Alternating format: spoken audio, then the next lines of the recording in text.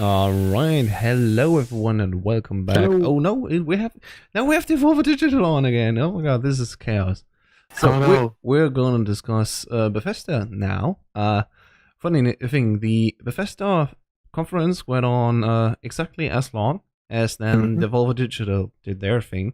So we didn't have a chance to discuss all the things that we saw at the Bethesda reveal, and it was quite a lot. Just to put it right away, yes, there will be The Elder Scrolls 6. That's massive. And that also will be a new game. I forgot the name of. Star something or other. I can't remember what it was. It I was legit like have to scroll down. Star Snipe or something. Starfield, right? Starfield. Starfield. So that's a completely new IP that they're doing, which I actually like. Like, yeah, doing Hmm. something completely new is amazing. Starfield, yeah, and underscore 6. It's gonna happen. So yeah, we can stop asking this ourselves. It is something that will be coming in the future. Maybe not even 2019, but 2020. But sure enough, it's now in development, I guess. So that's good. How about the things that we'll actually get to play this year or at the start of next year? The first one, of course, is Rage 2. And we had Andrew WK on stage with some music performances. Where most people were a little bit more confused, like, who's this guy? What are they doing there? And it basically was just the setup for more Rage 2 things to see. And I don't know, was there really something new for you, Dan? Hmm. What you mean, like the just him No, doing a did you get concert? Or? anything new from the Rage 2 things that we saw today? Because to me, Not it's just really. like, yeah, a little bit more of gameplay, but else it's just. There was some We already had gameplay a stuff. good glimpse of the things, right? Yeah, like I think it was I know that mainly he sings interest. the soundtrack also. It's a setup for Rage 2. Yeah, I think it was interesting. But nothing more than they'd shown us already in the trailers, Yeah. and um, I couldn't tell if this is. I kind of don't remember seeing anything that's saying like in-game footage or anything like that. So It should maybe it look like it, was. yeah. But yeah, I didn't think we saw much different. Maybe a few cool things that weren't in the original Rage. Like this seemed I've, to have like a boomerang thing and several special abilities. yeah.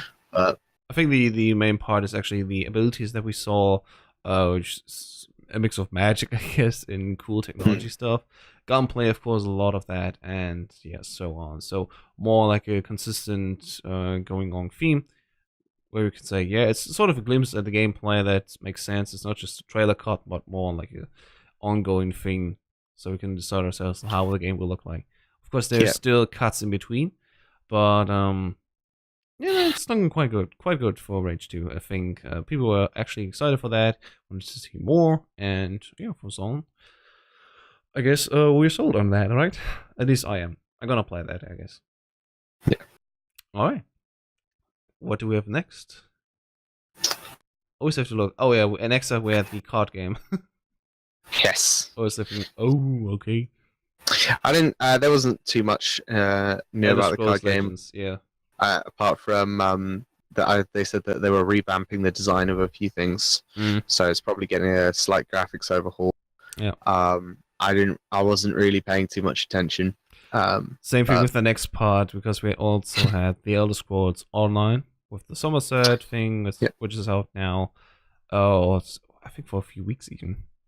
yeah, it seemed to be like both the Elder Scrolls Legends and the Elder Scrolls Online seem to be just be plugging Mm, their just plugging their stuff like, hey, we're still here, we're still making content, isn't it mm, cool?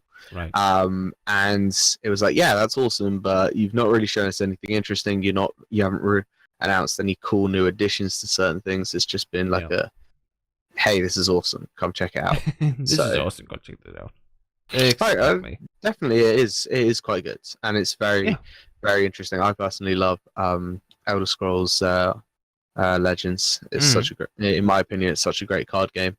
Um, but yeah, it's all down to what you're interested in. So, exactly. uh, but it didn't seem to there was not didn't seem to be anything re- like inherently we hadn't heard or completely brand new. It was just like we're just doing a few updates and Yeah, check it out, check us out.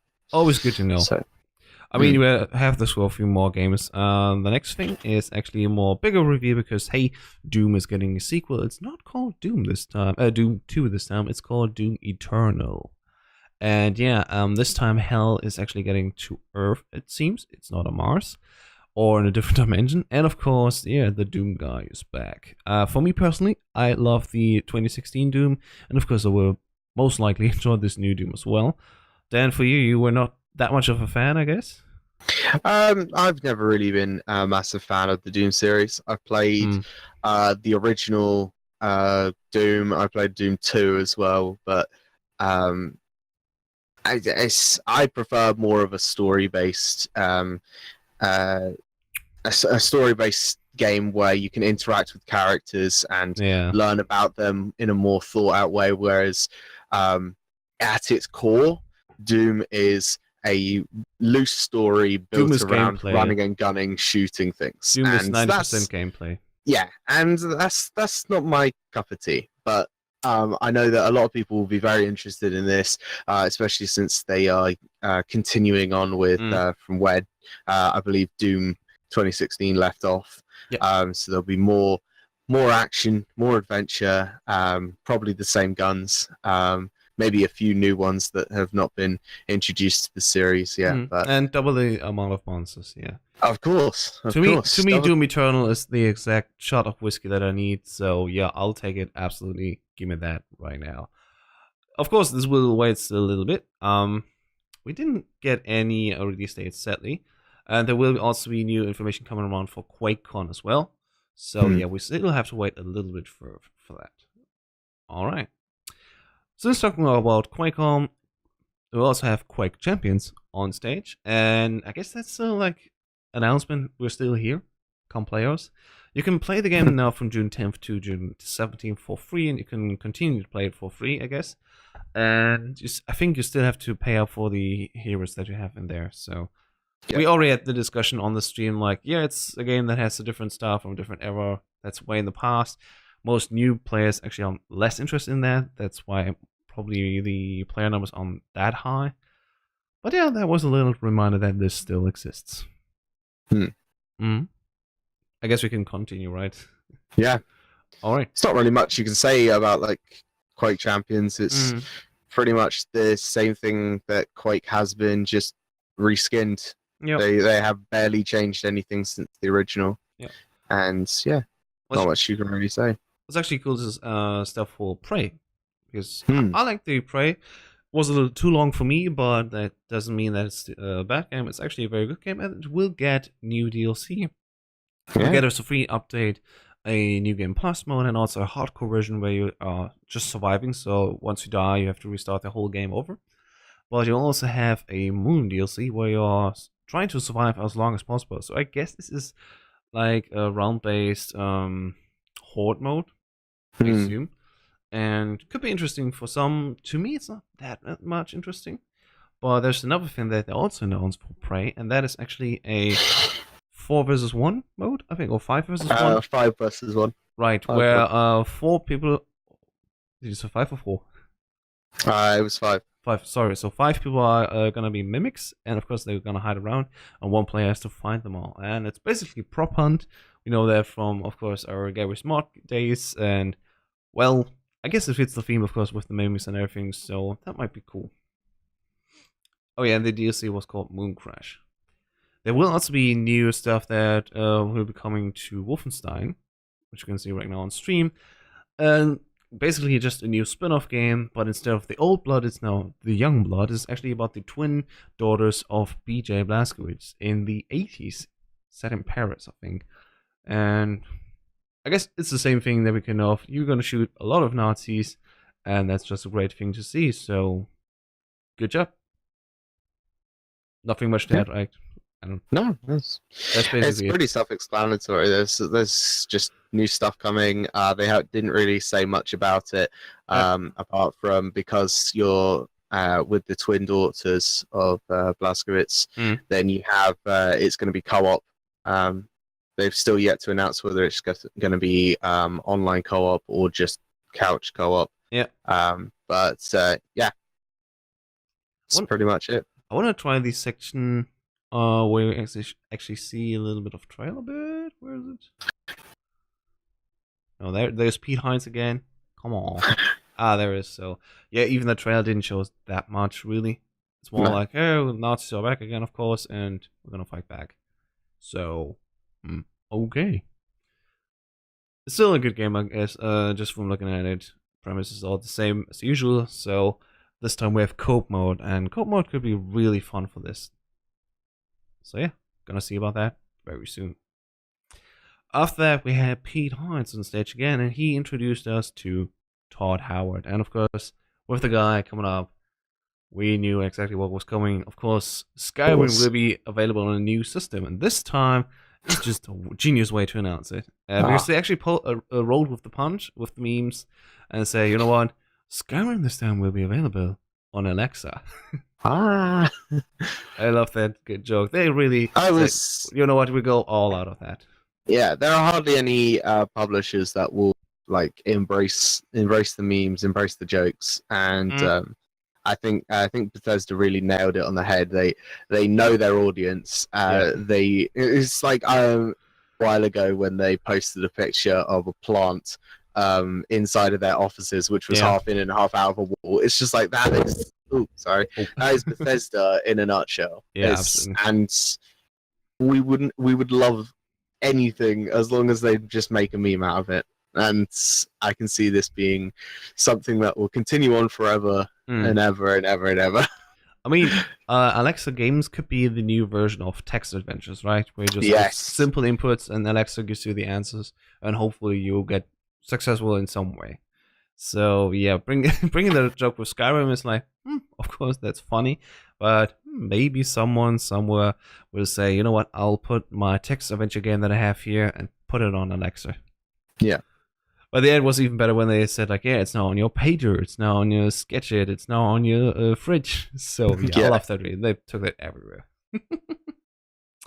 But we actually had also more stuff that was announced by Todd, and of course that was about Fallout 76. How would you describe Fallout 76 after today? After today, I would say Fallout 76 is an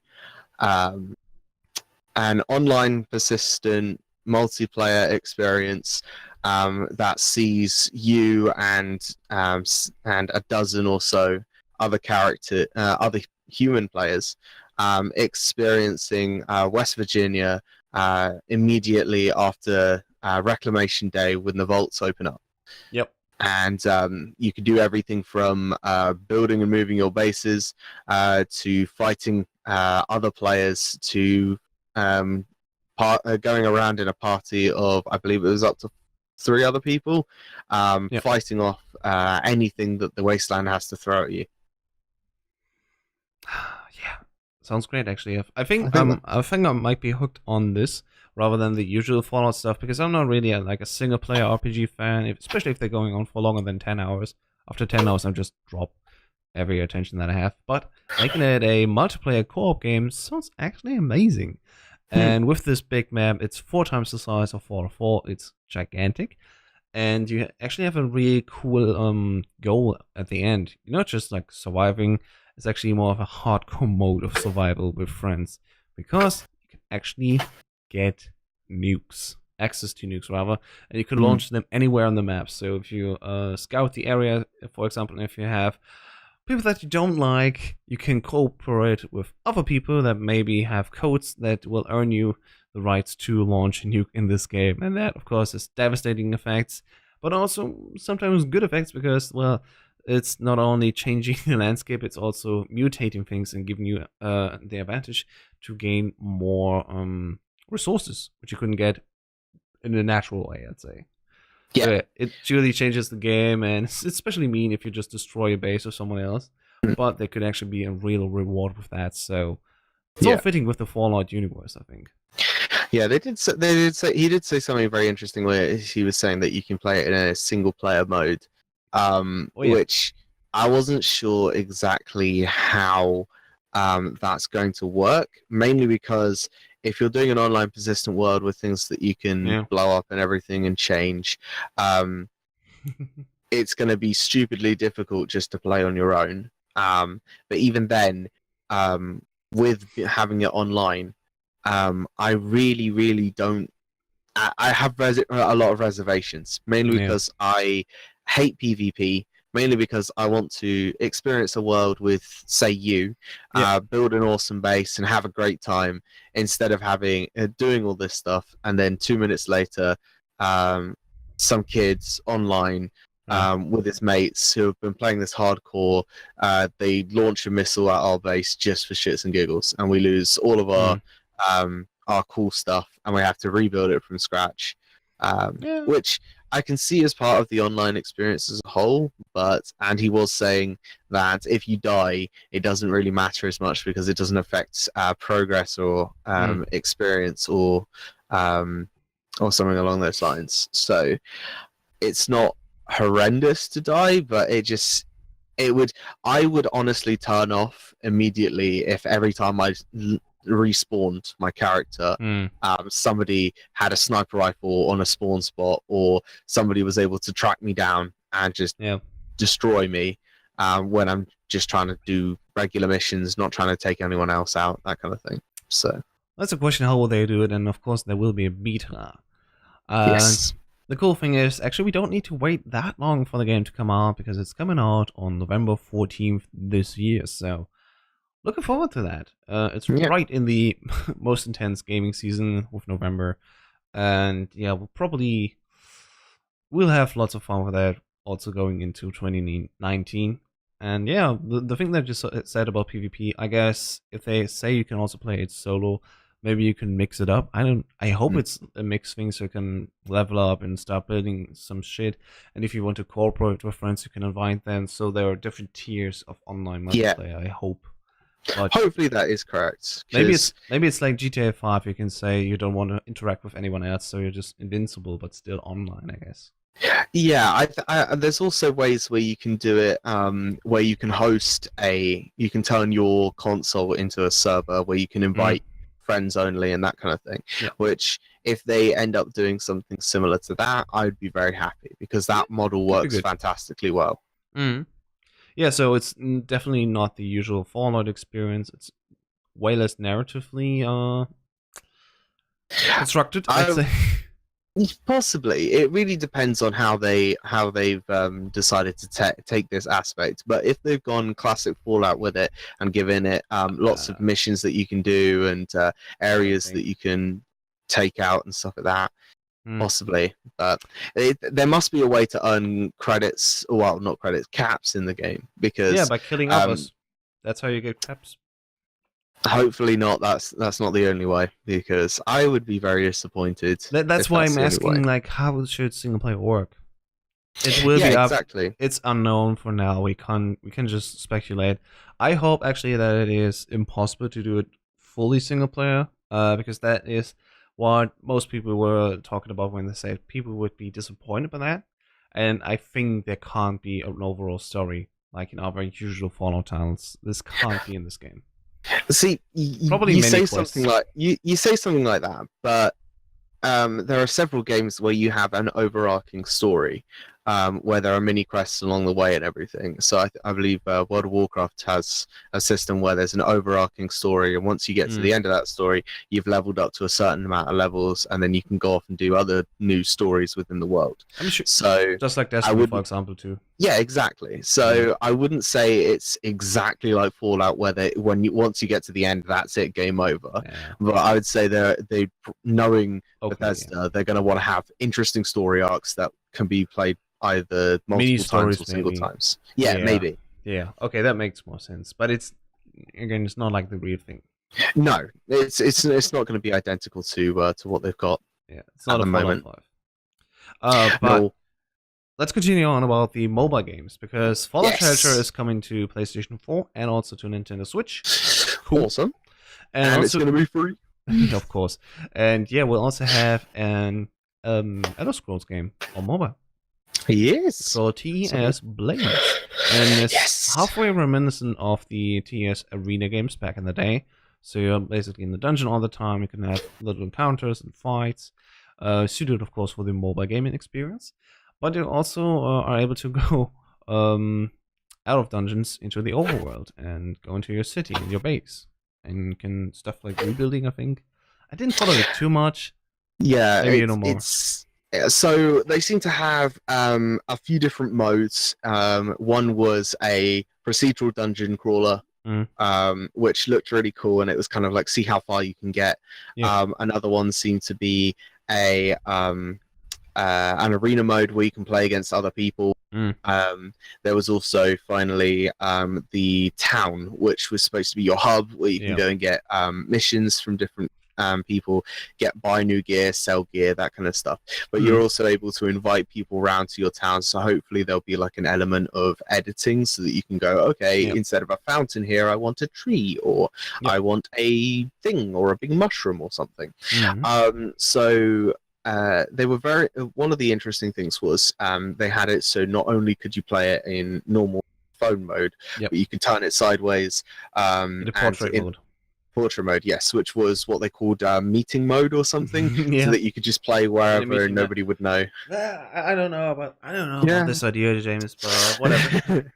But one of the coolest things they said was they want to bring it to other things like they want to bring it, or they are bringing it to PC. They're bringing it to VR. They were bringing it to consoles, which means that you're going to be able to play on your phone against somebody who's playing in VR, which I think is really, really cool and definitely expands the gaming genre, and you can play it on whatever you feel is most comfortable. Yeah, it's taking the Elder Scrolls in a completely different direction, I'd say. Or at least to a new feel. It's not a complete direction, but a new area to experience it. Yeah, I really am looking forward to wanting to play this. I'm not sure I'd play much of the arena mode, but I definitely play lots of the procedural dungeon crawler, because that's something I think would really hook me and get me to come back and play Elder Scrolls again and again, especially this one. And it's free to play, actually, so that's nice. Yes, and I think it's which is even better. Fall this year. Hopefully, the way that they'll market it with in terms of actually buying things so they can make money off of this is maybe having like DLC updates that allow you to have a Dwemer pack or something, or a pack where you're in Skyrim or something like that, so the dungeons are different based on the new packs that you buy. Or your town, you can buy cosmetics for the town and you can place them in certain areas. I'm really hoping that it's not like you can buy a loot box, which when you open it up, it gives you a certain type of sword or something. It's like, please no. But knowing Bethesda, they've got a better head on their shoulders than most other developers that shall remain nameless. But yes, I am looking forward to seeing whatever I can of this, and that's basically it. Looking forward to it. Yeah, that's pretty much it. We just see the reveal of Starfield again. So nothing much except for a space setting, I guess. From the music and everything, we were first thinking like, this is really reminiscent of Star Wars, but it's completely new, so not going to be that license. And I'm looking forward to what they're trying with that. Yeah, if I had to guess roughly what I thought it was about, I would say it's probably something very Mass Effect-esque, where you have a crew and you can go to different places. Maybe they're continuing what Mass Effect and Andromeda failed in. Possibly. Yeah. Possibly. Who knows? And just because we have it on screen right now, of course, we have to take a quick look into the Elder Scrolls 6 when I find the clip. See ya, Vitya. My brain's... Oh my god, go to sleep. Oh no, there's the little clip for Elder Scrolls 6. Literally just announced and then goodbye. But at least the fans can be now rest assured that yes, it's gonna happen someday. Well, it was one of these things that a while ago they were saying Elder Scrolls 6 is happening, but it's a long way off. Yep. It's a long way off from being released, and it's interesting that they showed a kind of mini clip cinematic Just a few trailer seconds, thing for really. it, just a few seconds of what it is, and even confirming that it is Elder Scrolls 6 and whatnot. So yeah, I really think that either it's coming out next year or they're just going to keep teasing it for another year or so. Well, if it comes next out, E3. yeah, they Next probably E3, they'll not give us more show info. anything before the next E3 No. and release it maybe in fall 2019. But I'd be happy with that, right? People know now, okay, it's happening. It's definitely going to happen. It's not like, yeah, we're going to do it. This is the day.